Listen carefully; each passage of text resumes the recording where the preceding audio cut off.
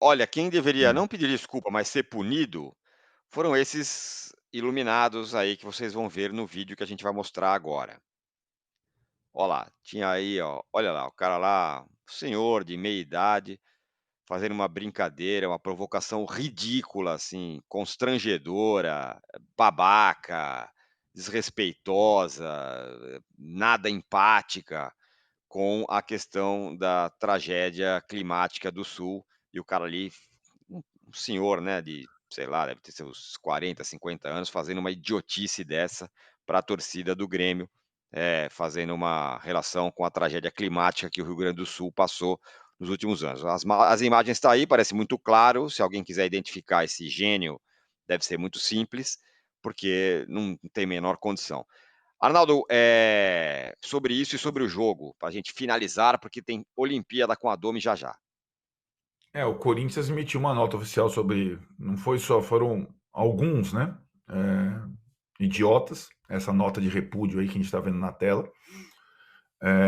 Também necessário o posicionamento do clube, assim como a gente fica maluco quando naquele canto, que é próximo da torcida visitante na Neoquímica Arena, muitas vezes torcedores, teve recentemente, né, torcedores do Boca fazem gestos racistas e tudo mais, é o mesmo tipo de gravidade, acho um absurdo. Essa situação, ali você passou um pouco sobre esse tema, do Grêmio não ter o mando por conta da situação calamitosa do Rio Grande do Sul, que ele ainda não conseguiu ter casa, pode pesar no confronto. Então a partida de volta é em Curitiba, não é no estádio do Grêmio. O Corinthians tem essa vantagem, assim como terá no confronto com o Bragantino pela Sul-Americana, que o Bragantino não pode jogar em Bragança por conta das dimensões do estádio. Então, essa vantagem nas eliminatórias das Copas o Corinthians tem, mas tem que saber aproveitar, né? Em casa, o que me surpreendeu, Tironi, ontem, foi que, de novo, para o início do jogo, a estratégia do Renato foi melhor como visitante do que a estratégia do Ramon, né? Tudo bem, o Ramon recém chegou e tal, mas acho que o Renato foi bem nas duas partidas que o Grêmio fez na Neoquímica Arena, num intervalo de uma semana, né? Agora é uma outra circunstância, acho que o confronto tá aberto, o Ranieri faz falta para a partida de volta, e o Corinthians e o Grêmio, no final de semana, eles não podem se dar o luxo de só pensar na partida da volta, né? Porque a situação deles no brasileiro ainda é muito delicada. O Corinthians tem um jogo simples, simples em tese e obrigatório contra o Juventude em casa, e o Grêmio tem um jogo no campo do Atlético Paranaense no mesmo horário no domingo. E o Renato falou as minhas palavras sobre a grama sintética aí.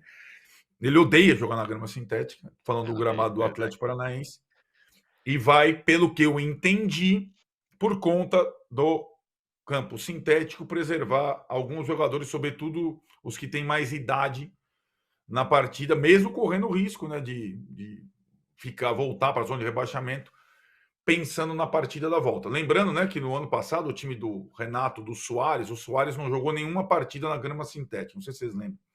E o Renato fazia esse escalonamento de acordo com os jogadores, a idade e o desgaste dos jogadores. E eles estão muito próximos, Corinthians e Grêmio, tanto no brasileiro quanto nesse confronto. É muito parelho e a eliminatória está aberta. Muito bem, Arnaldo, muito bem, Alícia, muito obrigado aos dois. Batemos aqui nossa meta de likes com louvor e vamos superá-la, porque a Domi está chegando para falar de Olimpíada. Valeu, Alícia, valeu, Arnaldo. Não acabou o All News, não. A Domi está entrando em cena neste momento. Beijos para vocês. Olha ela aí. Domi, atrasamos um pouquinho. Traga o seu cafezinho, me desculpe o atraso, mas temos notícias olímpicas, algumas bem boas, pelo que eu sei, não é isso? Bom dia. Bom dia, Tirone. Bom dia para todo mundo que está acompanhando a gente aqui. Hoje não temos lágrimas, temos muitas festas. Pode mandar aqui no chat a sua medalha de Isso. prata, porque o Brasil conquistou uma medalha inédita hoje, nesta madrugada quase, né? Para quem acordou agora, foi madrugada mesmo. A primeira medalha do país na marcha atlética de 20 quilômetros com este gigante, Caio Bonfim. Solta a buzina aí pro medalhista, viu? A quarta Olimpíada dele, ele tem 33 anos e ele saiu dando declarações muito fortes, assim, né? Foram muitos anos de dedicação. Ele, desde 2007, já estava entre os melhores do mundo, foi quarto lugar na Rio 2016. E aí ele falou que durante a prova ele ficou com essa sensação: ai, será que eu vou ter uma chance de chegar tão perto quanto do Rio? E aí, será que eu vou deixar escapar de novo? Ele disse que foi muito xingado quando ele começou no esporte, porque ele é treinado pela mãe, Janete Bonfim, 8 vezes campeã brasileira na modalidade, e o treinador dela foi o pai, o João Sena. Então, é uma família de marchadores atléticos. E quando ele começou, muito pequeno, ele foi muito xingado, tem muito preconceito, né? Com a marcha, né? Olha que absurdo. E aí, por isso, ele começou tarde, só com 16 anos, mas ele falou que quando ele começou, ele entendeu que era isso, que ele estava superando esse preconceito aí, que ele tinha deixado de lado os xingamentos que para ele não importava, e que essa medalha de prata hoje é um legado, e que ela espera que seja valorizado, que ele espera que seja valorizado como um legado. Ele tem uma história incrível, Tirone, de superação, assim. Ele teve meningite com só 7 meses de vida, depois 2 pneumonias graves, e aí ele não tomou leite suficiente e por causa de uma alergia, e os ossos dele ficaram fragilizados e as perninhas dele eram tortas. Ele teve que passar por uma cirurgia. Quando ele tinha 3 anos, os médicos nem sabiam se ele ia ter problemas ou dificuldade para caminhar. Imagina marchar. E hoje está aí, medalhista de prata nas Olimpíadas. Incrível, né? Pô, sensacional. E aí, no nosso emocionômetro, que a gente tá falando outro dia sobre imagens ou declarações que emocionam, a dele foi demais, né. Ele falando depois da prova ali, foi um negócio muito legal, ele contando parte dessas histórias aí que você também contou sobre a vida dele, a trajetória dele, muito, muito, muito legal. Prata para o Brasil, E a prova e foi temos mais emocionante, né, fala, fala. Tirone? Porque ele já tinha 2 punições. E aí, se ele tomasse a terceira, ele ia ter que ficar 2 minutos parado. E a gente viu isso acontecer com a Erika Senna na Olimpíada de Tóquio, que ela estava em terceiro, e aí tomou a terceira punição, e aí perdeu o pódio. E então foi aquela apreensão na reta final, mas dessa vez deu tudo certo. A marcha atlética, do atletismo é uma das competições que tem mais punição, mais regras, né, porque o cara não pode tirar os 2 pés ao mesmo tempo, então, tem muita coisa, assim, não é só os 100 metros rasos que o cara vai lá e corre, tem muita técnica, tal, é um negócio muito legal e o Brasil, enfim, nunca foi um destaque nesse, e agora tem uma medalha de prata muito legal, essa estava inesperada, né, não era uma medalha que se imaginava que pudesse vir, mas É. veio, muito legal. Ah, Para o já, Brasil, fala. assim, ele estava entre os favoritos, porque nas últimas Ele competições tá bem ranqueado, né. internacionais, ele foi pódio em 8, inclusive no Campeonato Mundial do ano passado. Então a gente estava esperando uma medalha. Obviamente que prata é incrível, né? Mas a gente estava cotando ele. Estava na nossa conta, Pô, Tirone. tá, é que não estava na minha. Não estava na minha conta, porque eu não sou exatamente um especialista em marcha e atlética. Bom, o judô tem de novo arbitragem polêmica, o brasileiro perdeu, é isso? Ai, olha, se tem um esporte que está O ficando VAR, difícil de entender, é o judô. Os atletas têm que ir para a competição com um livro desse tamanho de regra, porque são muitas regras. A gente tinha acompanhado a história da Rafaela Silva, que a gente trouxe aqui também, né, que foi derrotada com decisão do VAR, e ontem foi a vez do Rafael Macedo ser desclassificado, com uma justificativa que foi bem questionada ali na disputa por bronze, porque ele fez uma chave de braço no chão, essa imagem exata que a gente está colocando aí na tela, e aí ele foi punido com o terceiro Shido, que é aquela punição, né? E aí desclassifica o atleta. Só que não ficou muito claro por quê. E depois aí foi entender que esse movimento de trançar a perna só a cabeça do adversário, sem o braço do adversário no meio. E aí, segundo uma regra que está na página 46 do apêndice D do item 27 do artigo 18.1.2, a loucura que é, tem essa penalidade prevista, porque força e a cervical, pode ser perigoso. E aí ele foi desclassificado. E hoje aconteceu de novo para o Brasil. O pois UOL é. tentando explicar, tá, o que está rolando e por que tem tantos questionamentos. O Leonardo Gonçalves, ele foi derrotado por uma decisão polêmica na categoria 110 quilos, esse que está na foto aí.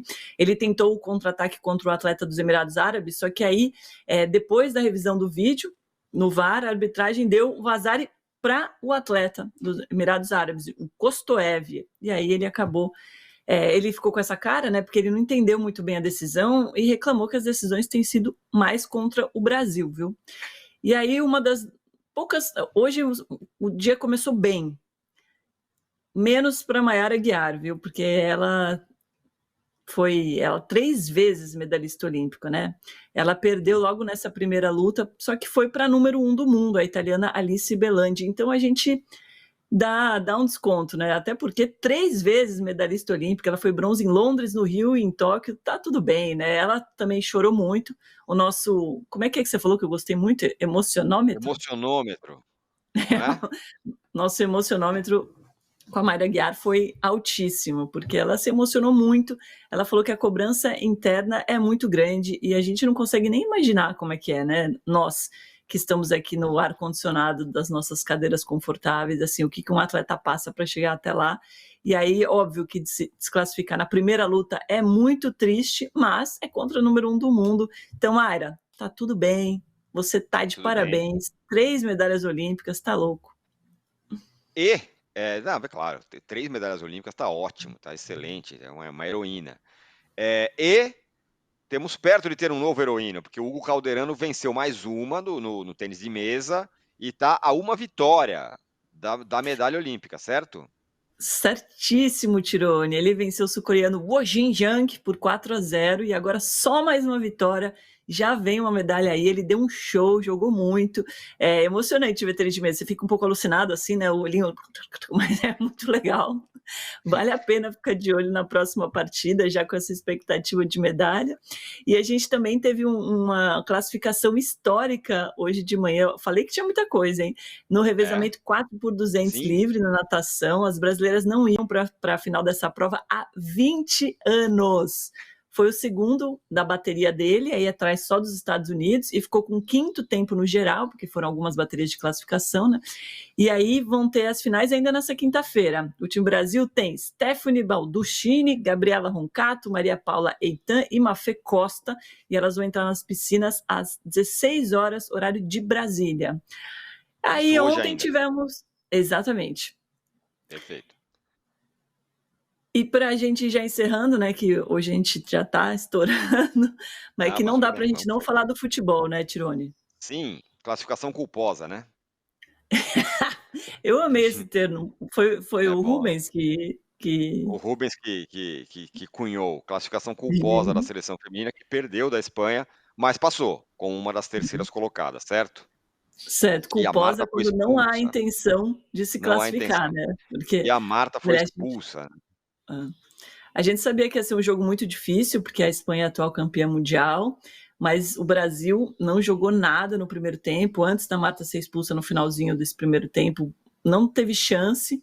E a Lorena trabalhou muito, assim, que goleiraça que a gente tem, né? Muito, muito mérito para ela. E aí a Marta levantou o pé direito, assim, na cabeça da Olga Carmona no fim do primeiro tempo, aí incontestável, expulsão direto, foi um lance perigoso. Eu entendi que na imagem ela não viu que a adversária estava vindo, mas de qualquer jeito não pode levantar o pé assim tão alto, né? E aí foi uma imagem muito triste dela chorando muito, porque a gente não sabia se o Brasil ia conseguir se classificar. Então essa imagem da Marta chorando depois de ser expulsa, com o Brasil jogando mal, pode ter sido a última cena de Marta numas Olimpíadas, que ela falou que esse ano seria a despedida dela da seleção brasileira, né? Mas é mais ou menos como a gente falou com a Mayra Aguiar, né? Ela tem 6 Olimpíadas, 2 medalhas de prata, 6 vezes o título de melhor do mundo. Não é essa imagem que vai ficar da Marta, dela chorando, né? Mas ficou assim, aquela tensão. Nossa, se o Brasil for eliminado agora... De qualquer jeito, por essa punição, ela não joga o próximo jogo contra a França. O jogo sábado, às 4 horas da tarde, mas aí a gente tá assim, agora é fé, sabe, Tirone? Fé, é o que a gente tem. Passar da França e teremos Marta numa despedida melhor da seleção brasileira. Bom, e a França é uma equipe muito, além de ser dona da casa, é uma equipe muito forte, que inclusive venceu o Brasil no Mundial, né, recentemente, né. É. A França no Mundial, recentemente, é um time muito forte, um dos times mais fortes do mundo. Vai ser duro para o Brasil, mas enfim, classificou. Domi, muito bem. Muito obrigado, viu, pelo seu boletim. Amanhã mais ligeiro, mas tem também. Amanhã, 8h30, estaremos aqui com o All News Esporte falando muito de Olimpíada. É o seguinte, já está rolando nesse mesmo link os melhores mementos, então não precisa nem sair daí, já está rolando. Às 11 horas tem o de primeira, 17 horas Destino Paris com tudo sobre os Jogos Olímpicos e às 18 horas entra em campo o Fim de Papo. Domi, valeu, beijos, traga o seu cafezinho amanhã de novo e amanhã a gente volta, gente. Tchau. Valeu.